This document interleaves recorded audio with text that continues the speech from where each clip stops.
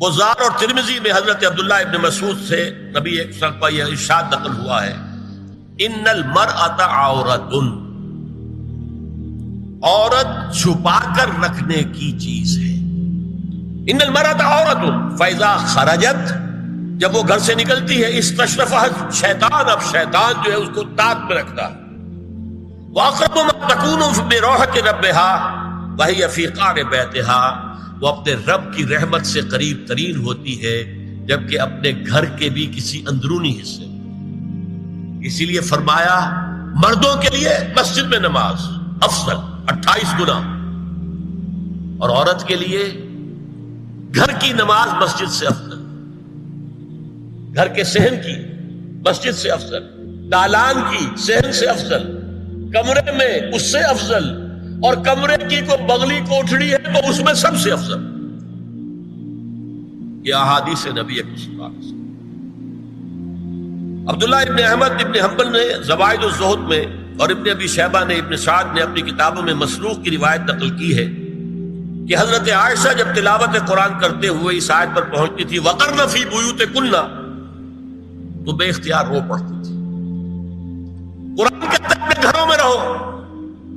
حضرت عائشہ نے شہادت عثمان کے بعد باہر نکل کر لشکر کی قیادت، پھر ساری عمر افسوس تھا کہ میں نے غلط کہا۔ حافظ ابو بکر بزار حضرت انس سے روایت کرتے ہیں کہ عورتوں نے حضور سے عرض کیا کہ ساری فضیلت تو مرد لوٹ کے لے گئے، وہ جہاد کرتے ہیں، خدا کی راہ میں بڑے بڑے کام کرتے ہیں، ہم کیا عمل کریں کہ ہمیں بھی مجاہدین کے برابر اجر مل سکے؟ جواب میں آپ نے فرمایا من قعدت منکن فی بیتہا فإنہا تدرک عمل المجاہدین، تم میں سے جو شخص اپنے گھر میں بیٹھی رہے گی وہ مجاہدین کا اجر حاصل کرے۔ یہ ایک ہوا کا رخ ہے، بتایا جا رہا ہے، یہ نظام ہے جس کو اس شکل میں دیا جا رہا ہے۔ اب آئیے سورہ نور کی طرف۔ یا ایھا الذین آمنوا لا تدخلوا بیوتا غیر بیوتکم حتی تستأنسوا وتسلموا علی اہلها ذالکم خیر لکم لعلکم تذکرون۔ اہل ایمان مت ہرگز مت داخل ہو اپنے گھروں کے علاوہ کسی اور گھر میں جب تک کہ تم ان کے ساتھ مانوس نہ ہو جاؤ، اذن نہ لے لو، ان پر سلام نہ کرو، یہی تمہارے لیے خیر بہتر ہے۔ اس کے بعد تفصیل آئی ہے، اس میں میں اس وقت نہیں جا رہا۔ اور جو لوگ اس پر عمل نہیں کرتے ان کے بارے میں قرآن مجید کیا کچھ، حضور کیا کچھ فرما رہے ہیں یہ آپ سن لیجیے، بہت سخت احکام۔ عن ابی ہریرہ رضی اللہ عنہ ان رسول اللہ صلی اللہ علیہ وسلم قال لو ان امرأ اطلع عليك بغیر اذن فخذفته بحشاة ففقعت عینه ما كان عليك من جناح، متفق علیہ، بخاری اور مسلم دونوں کی۔ اگر کوئی شخص تمہارے گھر میں بغیر اجازت کے داخل ہو جائے اور تم اس کی سزا کے طور پر اس پر کنکریاں پھینکو اور اس کی آنکھ پھوٹ جائے کنکری سے، تو تم پر کوئی گناہ نہیں۔ بغیر اجازت کے گھر میں آ گیا ہے، بغیر اذن کے، بغیر استئذان کے کنکریاں مارو اور کنکری سے آنکھ پھوٹ جائے، فما کان علیک من جناح، کوئی حرج نہیں۔ اب آ رہی ہے اصل آیت، قل للمؤمنین یغضوا من ابصارهم ویحفظوا فروجهم ذلک ازکی لهم ان اللہ خبیر ما یصنعون وقل للمؤمنات یغضضن من ابصارهن ویحفظن فروجهن ولا یبدین زینتهن الا ما ظہر منها وَلْيَضْرِبْنَ بِخُمُرِهِنَّ عَلَى جُيُوبِهِنَّ وَلَا يُبْدِينَ زِينَتَهُنَّ إِلَّا لِبُعُولَتِهِنَّ أَوْ آبَائِهِنَّ أَوْ آبَاءِ بُعُولَتِهِنَّ أَوْ أَبْنَائِهِنَّ أَوْ أَبْنَاءِ بُعُولَتِهِنَّ أَوْ إِخْوَانِهِنَّ أَوْ بَنِي إِخْوَانِهِنَّ أَوْ بَنِي أَخَوَاتِهِنَّ أَوْ نِسَائِهِنَّ أَوْ مَا مَلَكَتْ أَيْمَانُهُنَّ أَوِ التَّابِعِينَ غَيْرِ أُولِي الْإِرْبَةِ مِنَ الرِّجَالِ أَوِ الطَّفْلِ الَّذِينَ لَا يَظْهَرُوا عَلَى عَوْرَاتِ النِّسَاءِ وَلَا يَضْرِبْنَ بِأَرْجُلِهِنَّ لِيُعْلَمَ مَا يُخْفِينَ مِنْ زینتہن وتوبوا الی اللہ جميعا ایھا المؤمنون لعلکم تفلحون۔ یہ لمبی آیت ہے۔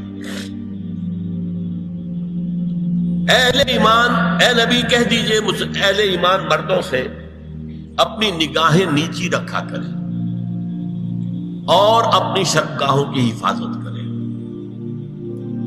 یہی ان کے لیے زیادہ پاکیزہ عمل ہے. ان اللہ خبیر بما یصنعون، اور جو کچھ وہ کر رہے ہیں اللہ اس سے واقف ہے.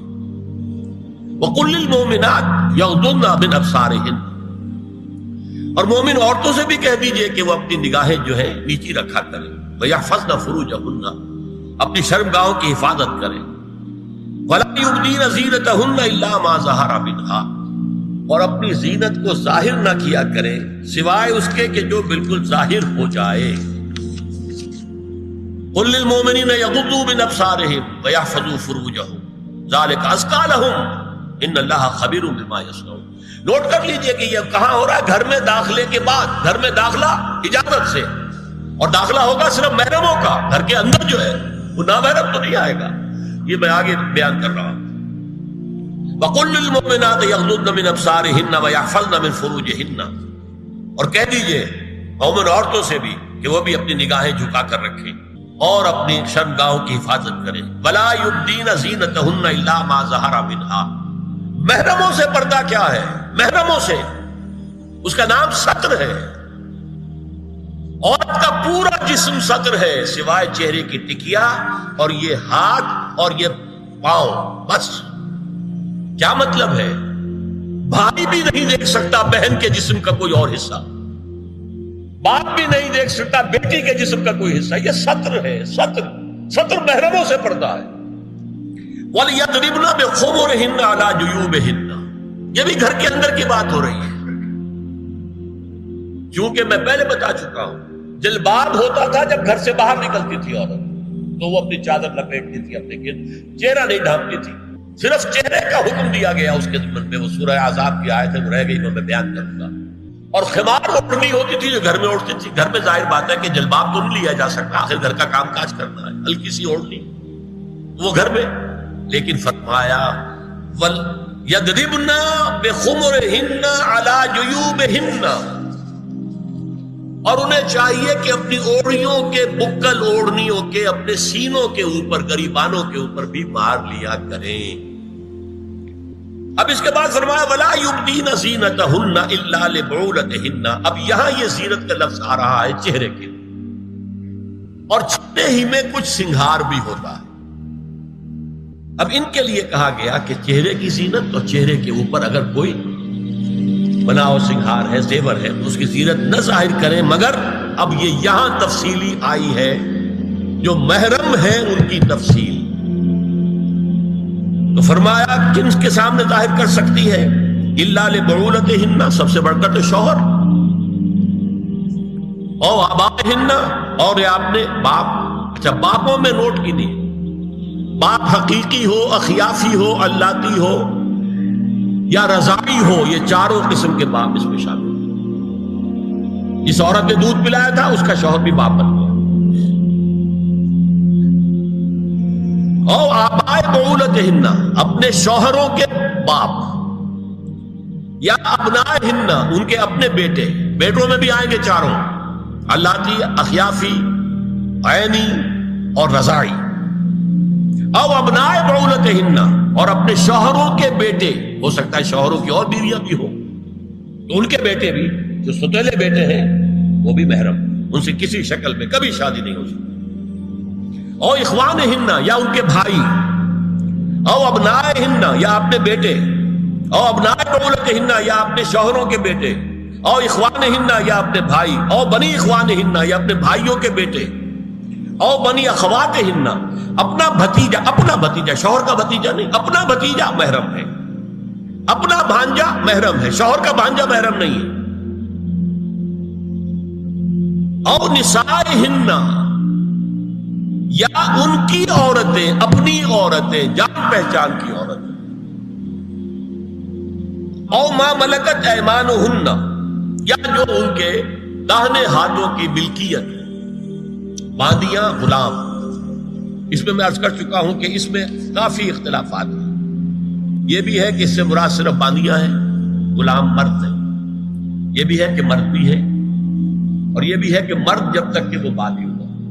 لیکن میں اس بحث میں یہاں نہیں جانا چاہتا، یہ پھر فقہ کی بحث ہو جائے.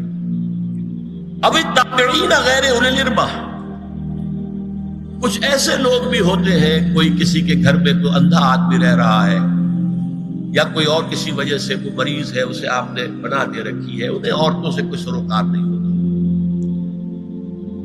اب الطفل الذین لم یظہروا علی عورات النساء، یا وہ بچے کہ جن پر ابھی عورتوں کے پوشیدہ حالات واضح ہی نہیں ہے، پتہ ہی نہیں ہے انہیں، ابھی انہیں جنس کا کوئی احساس ہی نہیں.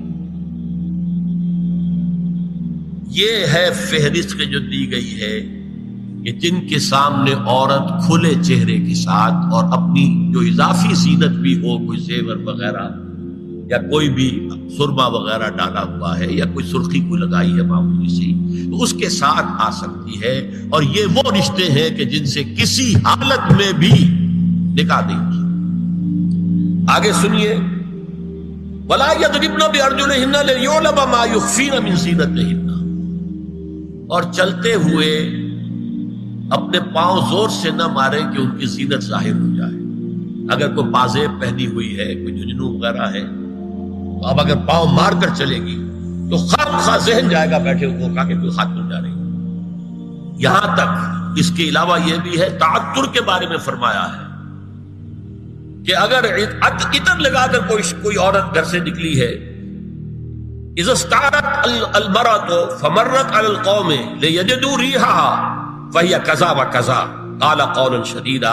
اس ابو داؤد کی روایت حضور نے فرمایا جب کوئی عورت عطر لگا کر، خوشبو لگا کر نکلتی ہے کہ لوگ اس کی خوشبو سونگیں یا اس کو اوپر مطلع ہو جائیں تو ایسی ہے ایسی ہے. بہت سخت الفاظ حضور نے استعمال کیے کہ جس کو راوی نے نقل نہیں کیا. عورت کے لیے خوشبو، عورت کی آواز کا پردہ ہے. اب دیکھیے کس حد تک نماز میں اس وقت عورتیں بھی شریک ہوتی تھی، اگرچہ حضور نے فرمایا مردوں کی صف بہترین سب سے آگے والی ہے اور سب سے بری صف سب سے پیچھے ہے، کیونکہ اس کے پیچھے پھر عورتوں کی صف ہوتی تھی، اور عورتوں کے لیے سب سے اچھی صف سب سے پچھلی والی ہے اور سب سے بری سب سے آگے والی ہے. سب سے آگے والوں کے سامنے پھر مرد ہوتے تھے، ان کی پشت ہوتی تھی. تو اسی طریقے سے اگر غلطی کی ہے تو مرد جو ہے کہے گا سبحان اللہ. امام سے غلطی ہو گئی ہے، مرد کیا کہے گا؟ سبحان اللہ. عورت کیا کرے گی؟ اپنے ایک ہاتھ کے پشت پر اپنا ہاتھ مارے گی، اپنی آواز نہیں نکالنی. آواز کا پردہ، چھونے کا پردہ یہاں تک ہے کہ حضور نے کبھی کسی عورت سے ہاتھ نہیں ملایا، اور آپ جب بیعت بھی لیتے تھے تو بس زبانی الفاظ کہلوائے اور کہا ٹھیک ہے بیعت ہو گئی، یا ایک کپڑا پکڑا، اس کا ایک سرا اپنے ہاتھ میں دوسرا سرا خاتون کے ہاتھ میں، یا ایک تشت کے اندر پانی بھرا، اس میں ایک طرف اس نے انگلیاں ڈال لی اور ایک طرف حضور کی. لیکن مسافر لا اسافر النساء، ایک دفعہ ہوا بھی کہ بعض خواتین نے جب بیعت کی ہے تو پھر انہوں نے ہاتھ آگے بڑھایا مسافر کے لیے. حضور نے فرمایا انی لا اسافر النساء، میں عورتوں سے مسافرہ نہیں کرتا. یا ایھا النبی قل لازواجک وبناتک ونساء المؤمنین یدنین علیہن من جلابیبہن ذلک ادنی ان یعرفن فلا یؤذین وکان اللہ غفورا رحیما. اے نبی صلی اللہ علیہ وسلم کہہ دیجئے اپنی بیٹیوں سے اور اپنی بیویوں سے اور مسلمانوں کی خواتین سے. اب دیکھیے یہ سورہ احزاب ہی میں ہو رہا ہے. شروع میں یا نساء نبی سے بات کری، استیزان بھی صرف نبی کے گھر میں داخل نہ ہو اذن کے بغیر. آگے چل کر سورہ احزاب ہی میں عام بھی کر دیا، قل لازواجک وبناتک ونساء المؤمنین، کہہ دیجئے اپنی بیویوں سے، اپنی بیٹیوں سے اور اہل ایمان کی خواتین سے، یدنین علیہن من جلابیبہن، کہ وہ اپنے چہروں کے اوپر اپنی جلباب کو لٹکا لیا کریں، چہرہ چھپ جائے. اب اس کی تفسیر میں چاہتا ہوں کہ آپ کو جو مختلف مفسرین نے کی ہے وہ آپ کے سامنے میں رکھوں. حضرت عبداللہ ابن عباس نے اس آیت کی جو وضاحت فرمائی ہے اسے حافظ ابن کثیر نے اپنی تفسیر میں اس طرح نقل کیا ہے.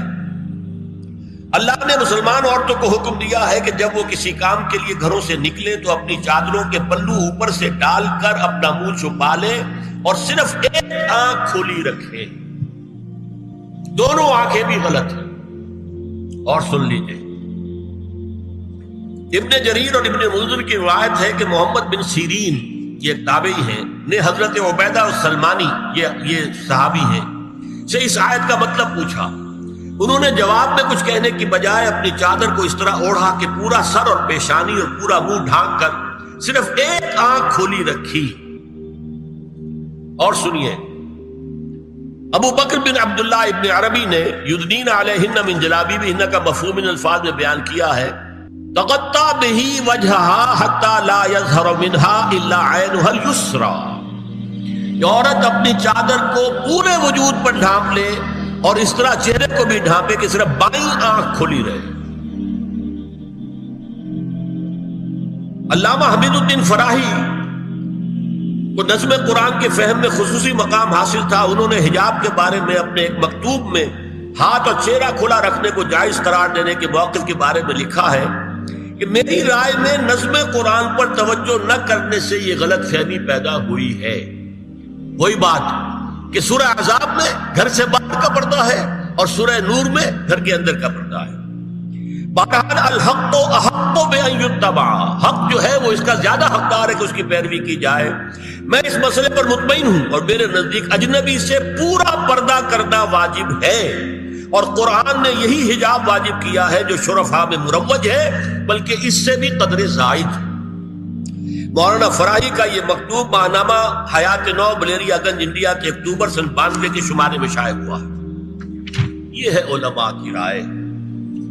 حضرت ام سلمہ اور حضرت میمونہ نبی صلی اللہ علیہ وسلم کے پاس بیٹھی تھی. اتنے میں حضرت ابن ام مکتوم آ گئے. نبی صلی اللہ علیہ وسلم نے ان دونوں سے فرمایا احتجبا منہ، ان سے پردہ کرو. ازواج نے عرض کیا یا رسول اللہ الیس اعمی لا یبصرنا ولا یعرفنا. حضور کیا یہ اندھے نہیں ہیں؟ یہ نہ ہمیں دیکھ رہے ہیں نہ ہمیں پہچانتے ہیں. فرمایا افعمغایان انتما، کیا تم دونوں بھی اندھی ہو؟ اللہ تم سرا نہیں، کیا تم نہیں دیکھ رہی ان کو؟ حضرت ام سلمہ تصریح کرتی ہیں ذالک بعد ان امر بالحجاب، یہ جب حجاب کا حکم آ گیا تھا تب حضور نے پھر یہ حکم دیا. اس کی وجہ کیا تھی؟ حضرت عبداللہ ابن مکتوم کا گھر میں آنا جانا تھا. تو اگرچہ اندھے ہیں لیکن یہ کہ یہ بار بار کا آنا جانا اس سے فتنے کا ایک دروازہ کھل سکتا. اس دروازے کو بند کر دیا گیا. حضرت عائشہ کے پاس ایک نابینا آیا تو انہوں نے اس سے پردہ کیا. کہا گیا کہ آپ اس سے پردہ کیوں کرتی ہیں، یہ تو آپ کو نہیں دیکھ سکتا. جواب میں حضرت ام المومنین نے فرمایا لاکنی انظر الیہ، میں تو اسے دیکھ رہی ہوں نا. اور مرد کو دیکھے. البتہ یہ کہ عام حالات میں آپ بازار میں چل رہے ہیں، عورت جا رہی ہے، کوئی باہر نکلنا پڑا ہے، تو اس حالت میں اگر وہ مرد کو دیکھتی ہے تو اس میں در حقیقت وہ فتنہ نہیں ہے کہ جو گھر میں آنے جانے والے لوگ. اب ایک آخری مسئلہ ہے. 2 حدیثیں ایسی ہیں جو میری گفتگو کے خلاف جاتی ہیں اور میں دیانت کا تقاضا سمجھتا ہوں کہ وہ بھی آپ کے سامنے بیان کروں. حضور کے بارے میں یہ معلوم ہے کہ 2 خواتین جو ویسے نامحرم تھیں وہ ان کے سامنے آتی رہیں اور آپ ان سے ملتے رہے. ایک آپ کی سالی حضرت اسماء، حضرت عائشہ کی بہن رضی اللہ تعالی عنہ، اور ایک آپ کی چچا زاد بہن حضرت علی کی بڑی ہمشیرہ حضرت ام ہانی. یہ میں حدیث آپ کو سنا رہا ہوں. بکثرت احادیث سے ثابت ہے کہ حضرت اسماء بنت ابی بکر آپ کے سامنے ہوتی تھی اور آخر وقت تک آپ کے اور ان کے درمیان چہرے اور ہاتھوں کی حد تک کوئی پردہ نہ تھا. حجۃ الوداع نبی صلی اللہ علیہ وسلم کی وفات سے صرف چند مہینے پہلے کا واقعہ ہے اور اس وقت تک بھی یہی حالت قائم رہی. یہ ابو داؤد کتاب الحج. دوسری روایت حضرت ام ہانی رضی اللہ تعالی عنہا جو ابو طالب کی صاحبزادی اور نبی صلی اللہ علیہ وسلم کی چچاداد بہن تھی، آخری وقت تک حضور کے سامنے ہوتی رہیں اور کم از کم منہ اور چہرے کا پردہ انہوں نے آپ سے کبھی نہیں کیا. فتح مکہ کے موقع کا ایک واقعہ وہ خود بیان کرتی ہیں جس سے اس کا ثبوت ملتا ہے. یہ ابو داؤد کی روایت ہے. یہ روایتیں ہیں، میں انہیں تسلیم کرتا ہوں اور میں نے اب جو کچھ بیان کیا ہے اس سے یہ ایک بالکل برعکس بات سامنے لا رہی ہے. اب یہ ہے کہ یا تو ہم ان دو حدیثوں کو اصل مان کر باقی ساری حدیثیں جو ہیں ان کو ختم کریں۔ میں تو آپ کو سنا نہیں سکا، میرے پاس تو بہت زیادہ حدیثوں کا مواد تھا۔ چہرے کے پردے کے لیے حدیثیں جو ہے، استیزان کے لیے کتنی حدیثیں ہیں، چہرے کے پردے کے بہت زیادہ حدیثیں ہیں۔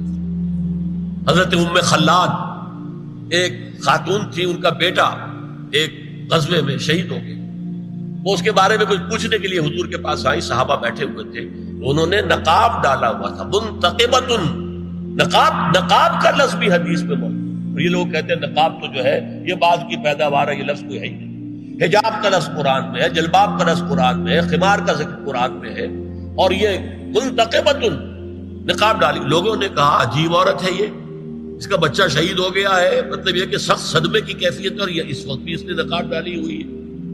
تو انہوں نے جواب دیا ان ارزو ابنی لا ارزو حیائی، میں نے بیٹا کھویا ہے، اپنی حیا نہیں کھوئی ہے۔